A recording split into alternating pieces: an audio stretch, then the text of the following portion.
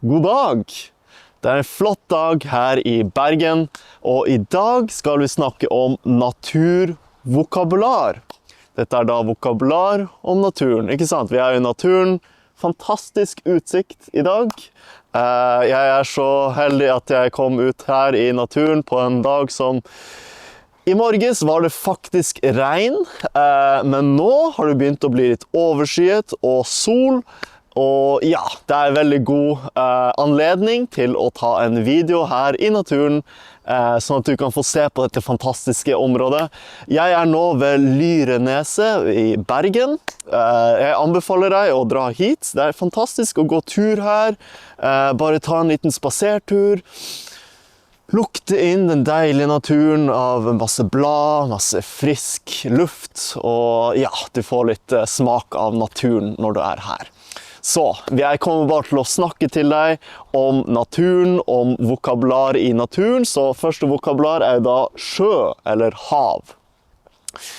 Her kan du jo se utsikt over sjøen, veldig stor sjø. Ja, det er jo da rett utenfor Bergen. Så har du jo da, Bergen er jo da mer som en, du går inn i Bergen, så er det som en gryte, kaller du det for. Det er fjell som omringer Bergen, og Bergen er jo da mer som en båtby. Det er mange båter som kommer inn, skip, mange store skip, og da trenger du stort hav. Og det er det jo da her, og du kan da ha en båt og kjøre ut i sjøen med, og det er veldig fint, så det er jo mye forskjellig du kan gjøre her. Ja, det er jo da første vokabular. La oss gå videre.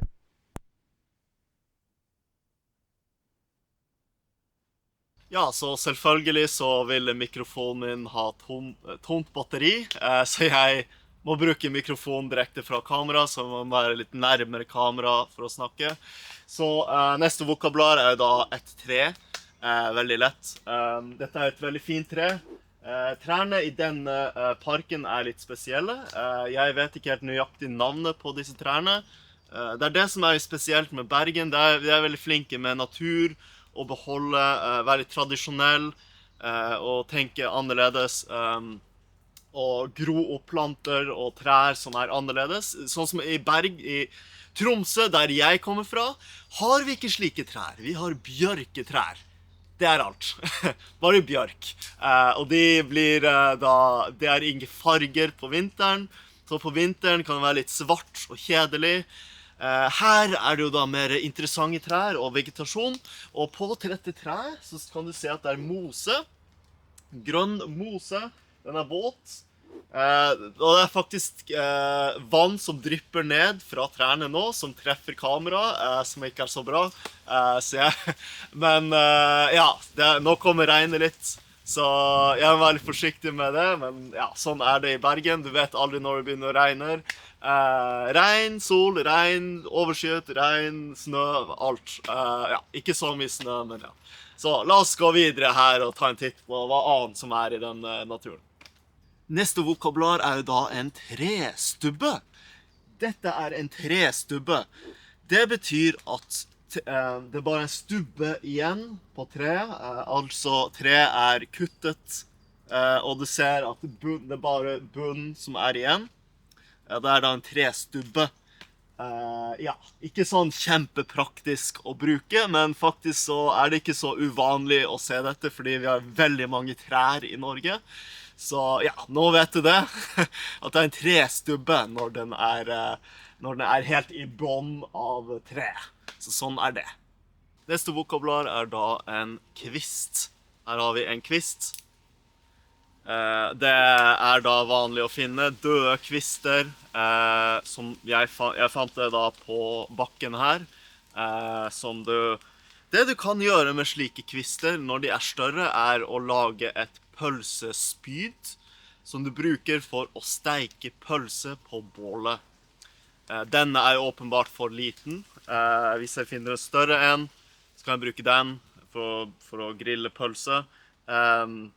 Og så bruker du kniv for å spikke selve kvisten. Skal vi finne den? Ja. Den er veldig våt, så jeg vil ikke anbefale å bruke den for å spikke til å lage pølsespyd.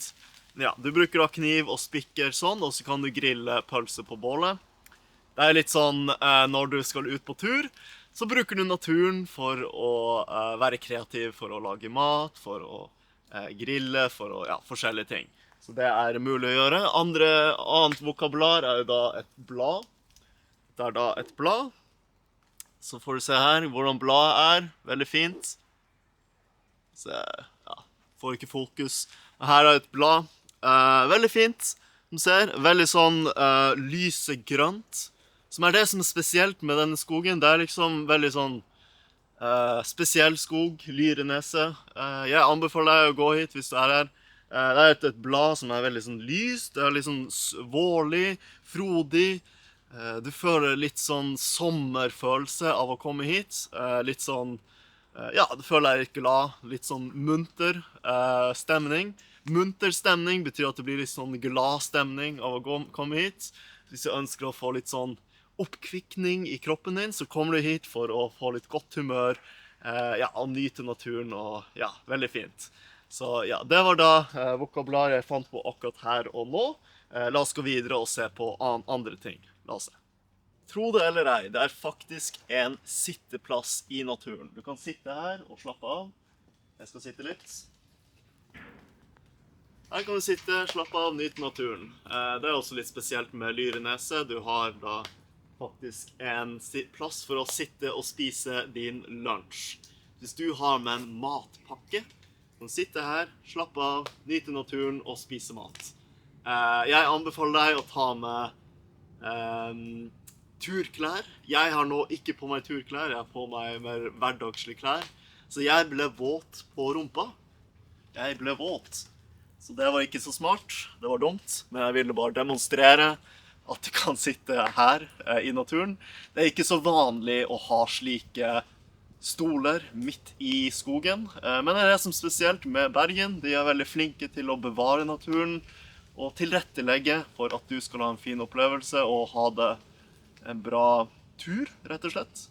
Det er det jeg liker med Bergen. De er veldig flinke med å ta vare på hverandre og ikke bare tenke på å spare penger hele tiden. Så det er veldig bra. Det er noe andre kommuner også kan lære av, andre land. Ja, la oss gå videre og se hva annet som er her. La oss gå og se. Ja, her har jeg da funnet en blomst. En blomst. Veldig fin, hvit blomst. Det er ganske vanlig å finne i naturen generelt. Ganske normalt. En blomst. Flere blomster, veldig fine blomster. Her har vi da en plante, noen blad. Og her, oi, oi, oi, her har vi da en snegle. En snegle. Dette er da en snegle som er litt treg. Det er ganske vanlig å finne disse i naturen. Den er veldig harmløs, den er veldig fin, veldig søt. Men vi har jo også andre snegler som kan være irriterende å ha i hagen, de svarte sneglene. Men akkurat disse er veldig fine å ha i naturen. Det er jo økosystemet som holder seg ved like, så ja, det var det vokabularet der. En huske, eller en desse, en disse. Ja, en huske, en desse, en disse. Det som er interessant med en slik huske, så huske er jo bokmål, det du skriver, huske. Men det er veldig mange ord for huske på norsk. Vi har disse, desse, huske, og så mange flere. Jeg kommer fra Tromsø, og vi sier disse, eller desse.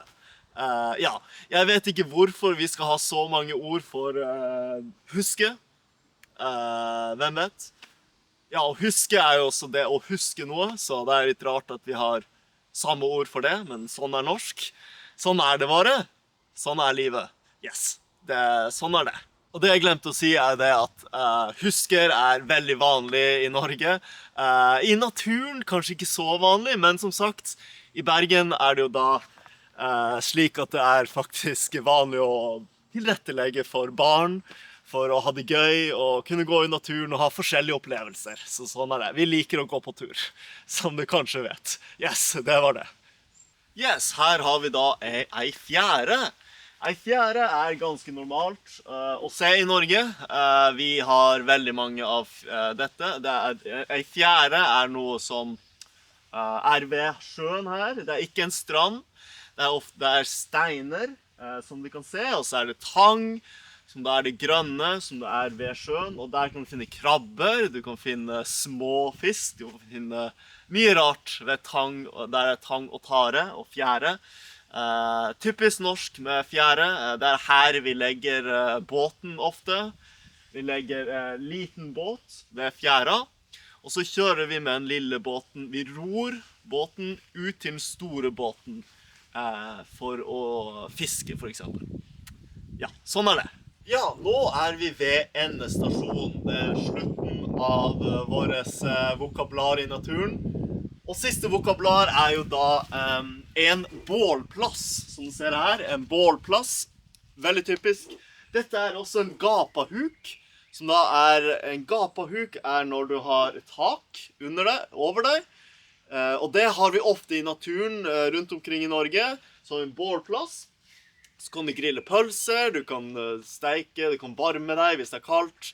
Og det veldig vanlig for barnehager og barneskoler å dra på tur for å grille mat og ha det gøy og være i naturen og lære om naturen, ikke sant? Så det veldig typisk at nordmenn har masse erfaring med naturen. Så ja, det veldig fint med norsk natur at vi tilrettelegger, ikke sant? Vi ønsker at du skal ha en god opplevelse, komme hit, ha ting på stell, ha ting klart når du skal ut og ha frisk luft og nyte naturen. Ja, og det da dagens vokabular. Jeg håper dette var gøy, at du fikk lært mye. Jeg fikk ha det gøy å filme og se meg litt rundt, og ja, det artig å snakke med deg, og jeg håper du har en fin dag videre. Vi snakkes senere. Så yes. Ha det bra.